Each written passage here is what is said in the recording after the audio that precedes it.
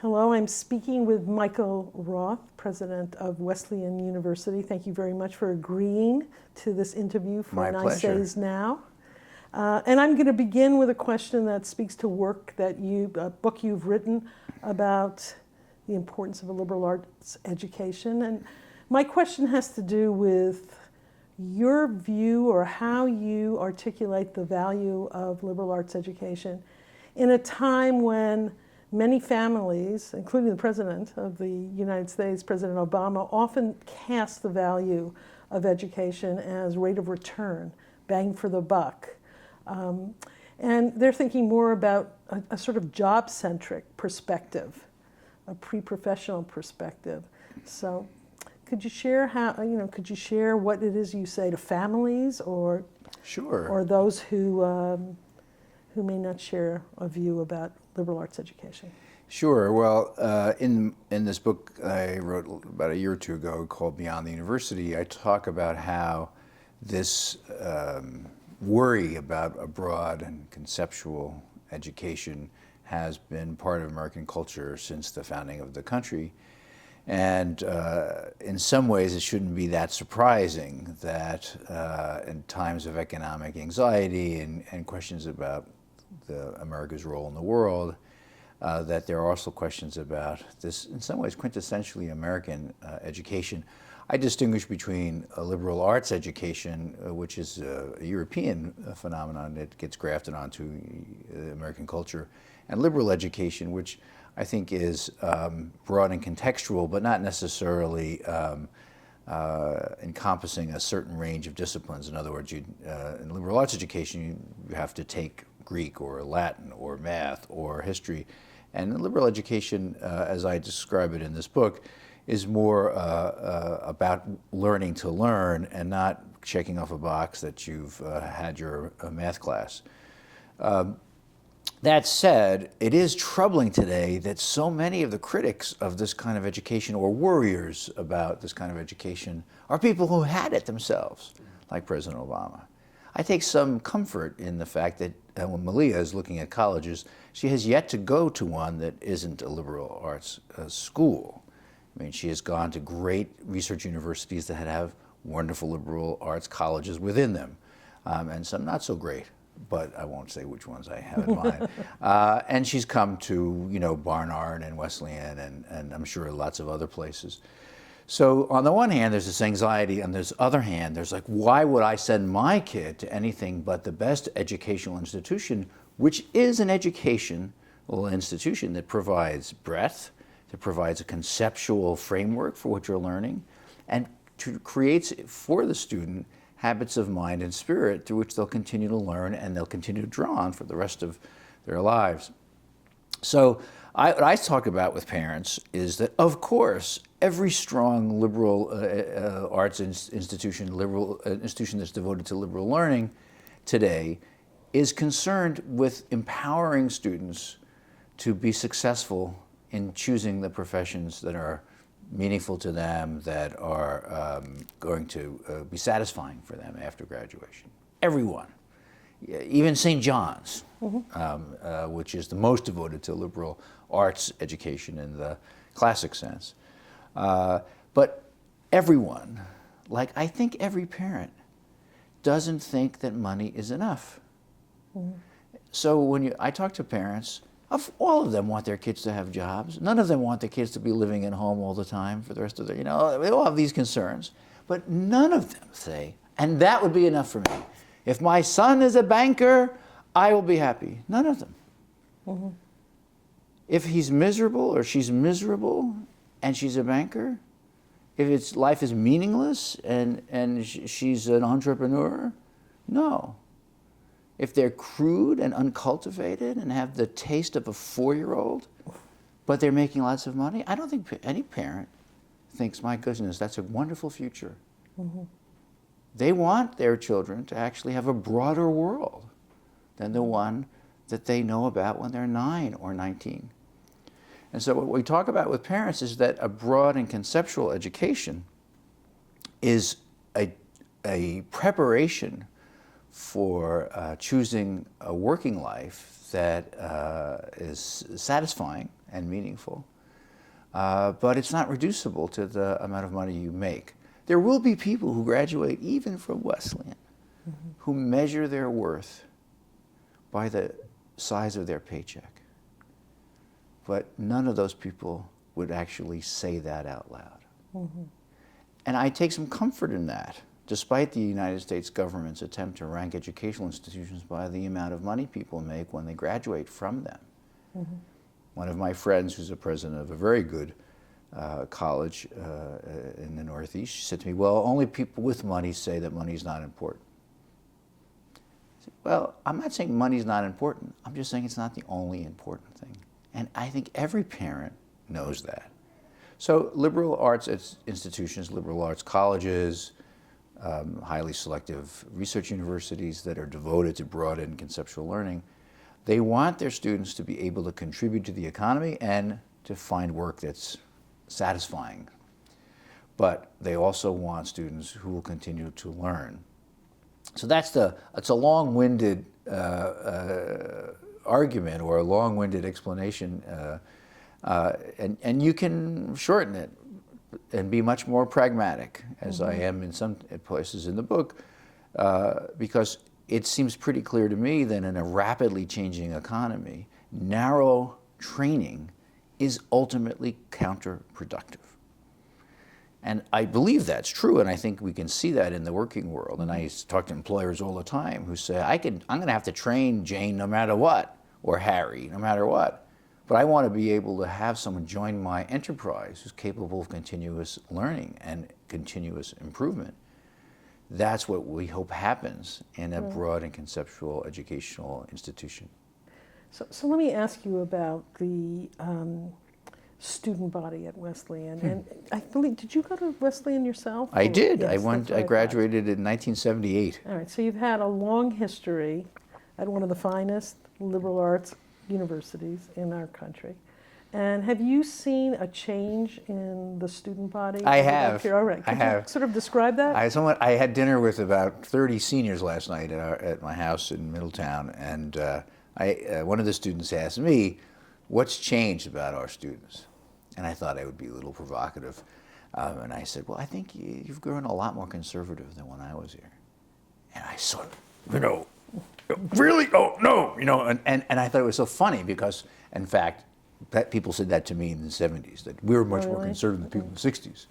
And it's this kind of tradition at Wesleyan that you have to be more, some places it's more holier than thou. At Wesleyan, it's more radical than thou. So what has changed, I think, is a product of the changes in student interest in various disciplines, much deeper interest in the sciences than when I was a student. Wesleyan has always had a very strong STEM area. We have graduate students in that area, which enables us to get many more research grants from national foundations and the government, so that the undergraduates, who still outnumber graduate students dramatically, are involved in very advanced research. But for a long time, the scientists kept those programs really small, and they're happy to have few students. They got the message shortly before I was named president that it was not in their best interest. And as the country has shifted, so too have our students. Many more people interested in computer science and mathematics, many more people interested in life sciences. And I think that's a great thing. Last night at this dinner, I asked a student what she was most excited about, and she said, "I'm in Sweeney Todd, and I'm the female Sweeney Todd." She said. Oh. I said, "Oh, that's great. You're a theater major?" She goes, "Yeah, theater and molecular biology." And I thought, that's for me Wesleyan that hasn't changed so much actually. That there's a kind of exuberant recombining of of things you didn't expect to put together, and that's been very inspiring for me coming back as president. I spent most of the intervening years in California or in Europe, so I'd been away for quite some time, and the other thing that's changed is a national change, which is that economic inequality has gotten so much more dramatic in the United States, and one feels that on college campuses today.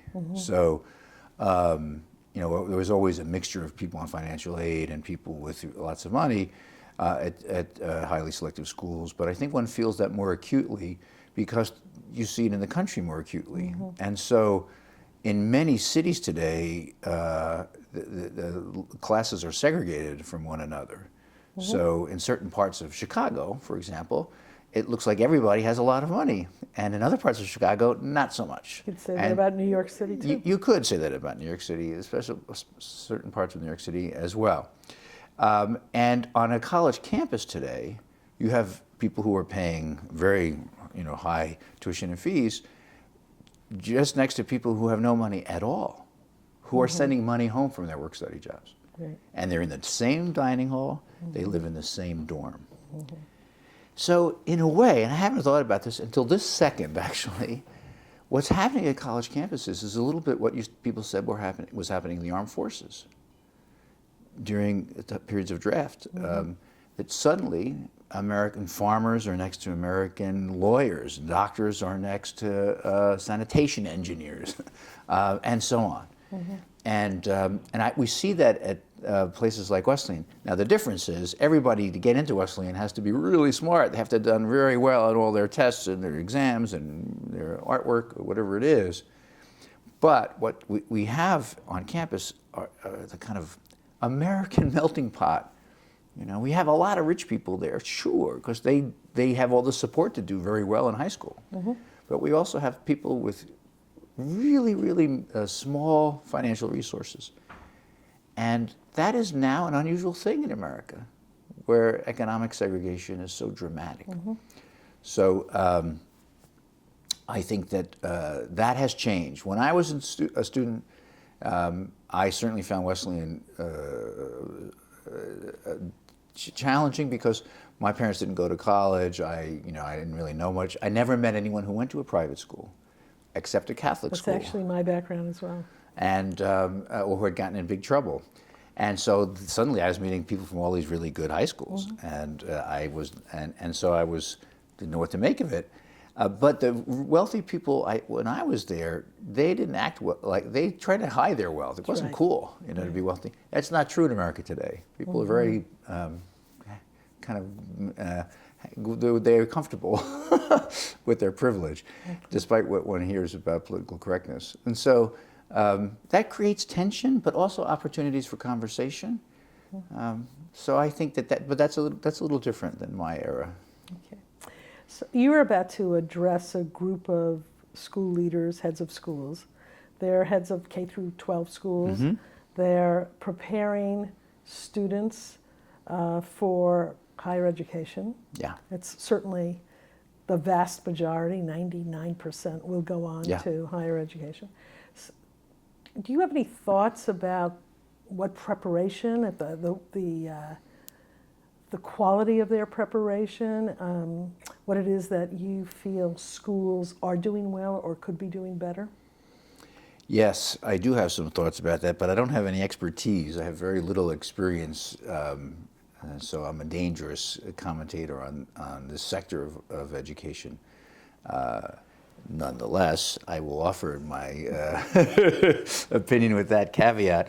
I think that over the last decade or so, in the era of standardized testing run amok in the K through 12 area, that students have learned how to anticipate the answer that they should give. It's a real skill, and people should acquire that skill. But it's very overrated as a skill in today's economy. So I've heard this from my colleagues, and I teach every semester at Wesleyan, and so I see that some of my students, they'll say, what's the prompt instead of what's the question, right? And they want to know what you expect them to say. And even if you don't expect them to say something that, you know, obvious, they want to know, are you the kind of person who thinks they should be surprised? You know, they're very much in the anticipating the tester's agenda mode. And I think this is a product of the No Child Left Behind and the context of standardized testing, which has not just been in public schools, of course, it's been in private schools, sure. it's been their burden as well. I do think that kids, especially in their early years of that K through 12, through most of it really, should be soaking up the skills and the major cultural references. I think that there has been an effort to democratize the curriculum, not only in universities, but also in high schools and in reaching lower grades. And I think, although I have some sympathy with that, because I think the canon is not a kind of natural thing that everybody has to learn, I do think it would be good if people did have to learn some things, some cultural touchstones, if only so when they get to university, they can say, why did I have to learn that? That's based on oppression, that's based on injustice, that's based on caprice. But if they're saying that at age 12 or 14, then I'm afraid that they will never actually have the experience of encountering the work of greatness that isn't immediately available to them. And I think this is, for me, it's a sad thing when I see very, very gifted students who have not had the experience yet of having to overcome their own resistance to a work of greatness because they're suspicious about anything that could be great. They don't believe anything could be really great.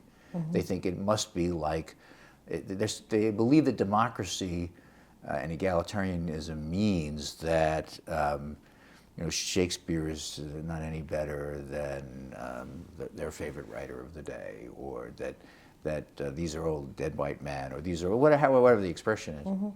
And I think that deprives them of the opportunity of educating their taste, and which they should rebel against at some point. They should say, well, who are you to tell me that this is better literature? But they should first learn some of it, I think, and to have something to rebel against. I read an article this week in Slate that said the American culture was prizing subtlety too much. And I thought, my goodness, what an insane claim to make in this era of Trump and Carson, in this era of Marvel Comics dominating the box office. I mean, it may be that some people are snobs and are ultra sophisticated, but certainly not characteristic of our culture. And I think if we could give our students the happy experience of wrestling with work that is difficult but ultimately rewarding before they get to college, their rebellion would have more content and less just be less of a reflex. Do you feel that way throughout the curriculum? I think you alluded to Shakespeare, great works, and in a sense, I feel that you're suggesting that it's the responsibility of a good high school education. Yeah. To prepare students in that way, and then pass them on to the university to be challenged in a very different way? Is that what you're suggesting? I am, and it may happen, it's many very fine schools in this association, and it may be by 11th and 12th grade they're already doing that. It doesn't have to start, 18 rather than 17. I have no view about that. But I do think asking them to really wrestle with some works that a lot of people think are great. And I don't have any particular list in mind. I mean, I was at a school that's probably part of your association in the spring giving their end of the year talk. And I apparently stepped into a big debate on school whether let's say, I'm not sure if I remember, if it was Milton should be part of the English curriculum. And someone said that how could you possibly graduate from this high school without having read Milton? And I said, I hate that argument. I mean, because you can fill in the blank with anything you want, All I want is that somebody agrees, here are the 10 things. And I'm not going to argue with you, well, does Milton belong there? As long as there are 10 things, people on the faculty agree, these are really great. These repay reflection, and they take work to enjoy. Whatever those are. I mean, there are enough to go around. I'm not wedded to any particular list. I would, if I was in the teaching core, I would argue, for my 2 or 3 texts, but I realized that there are 5 or 6 that you could put in there in 2 or 3 weeks. But I do think it's the responsibility of the high school to help make that happen. And my daughter went to, I went to a big public high school, and I did this more on my own as a reader, because I was a bookish kid. My daughter went to a really fine high school in Connecticut, and I was just so impressed with how she had, because you can command a 14-year-old, she had to work through some really difficult texts in French and in Spanish and in English in her case. And so when she got to college, she's in classes with seniors, and she's able to, and they're rebelling, and she could rebel too, but she also knows something about the pleasures and the rewards of working through texts and working through difficult scientific and mathematical problems that don't have immediate payoff. And maybe that ties into your first question. She took calculus. It was very hard for her. She said, I'm not a math person. I want to drop it. I already got into the school of my dreams. Her parents, being doting parents, said, oh yeah, give yourself a break, enjoy it. The school said, we think you should stick with it. And I was, who are these people? I asked my admissions person, aren't these people full of nonsense? And she said, no, I would have said the same thing. Lay off, she said to me. And I did. She did very well. She triumphed in the end, blah, blah, blah. Is she going to use calculus when she tutors elementary school, or when she goes to law school, whatever she tends to do, when she goes to look at paintings? No. But she has learned about her own capacity, her own work ethic, her own imagination, and she's learned some higher mathematics. That is good in itself, I believe. And I think she's come to see that, actually, that it's something she knows she can do.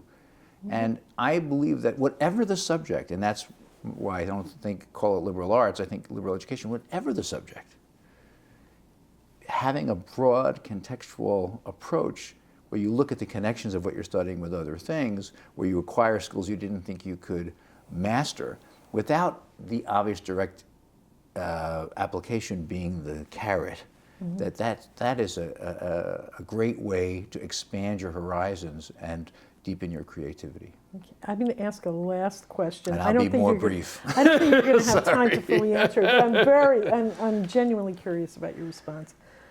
So when you think about because independent schools are thinking about this all the time. Yeah. How do you see universities and colleges in the future? Will they look like a campus school like Wesleyan? Will they provide the kind of education that you're very proud of now? Do you think that they'll change in a profound way, be transformed? I'd like to think so. I do think that that there are lots of changes would be an improvement in the way we educate students. I think we are far too tied to conventional calendars, a certain number of semesters, a credit hour that makes very little educational sense. And since these things don't make that much sense, I think they should change. We introduced a 3-year degree a couple of years ago, and we've had several more people who want to do that than before, but it hasn't changed the whole school. We'll offer a new way of packaging the semester in the coming semester. Whether it'll catch and really change the entire school and then higher education in America, I'm not so sure. The forces of inertia in a sector that's built on prestige, which is how higher education works, those forces are really strong. So I'm surprised at how strong they are. I do think at Wesleyan, all of the intro courses within a few years will look very different from the way they looked 5 years ago. They've been changing, they will change dramatically. Seminars will change less, I think. I do think that places like I can just speak of Wesleyan. Wesleyan in a few years, whenever I'm done there, maybe several years, let's say, it won't matter what you took while you were a student. It'll just matter what you did. And you do is you'll get your iPad or something, and I'll have my prop, and you, instead of saying, I took these classes, you'll say, here are the 4 things I did that I'm most proud of. And I'm showing you that, but then when I go to talk to somebody else, I'm showing them 4 other things. And they show the progression of a person's capacity through their undergraduate years. If that happens, that will involve significant change. But I do, I've taught MOOCs. We've taught over 1 million people around the world in the last few years from Wesleyan, and a little school like ours. And I think that will have reverberations, but whether it radically shifts the sector, I'm not so sure. Okay. I'm going to have to thank you. Thank you very much for taking the time to speak to us. Nice really to talk enjoyed with you. it. Thank you.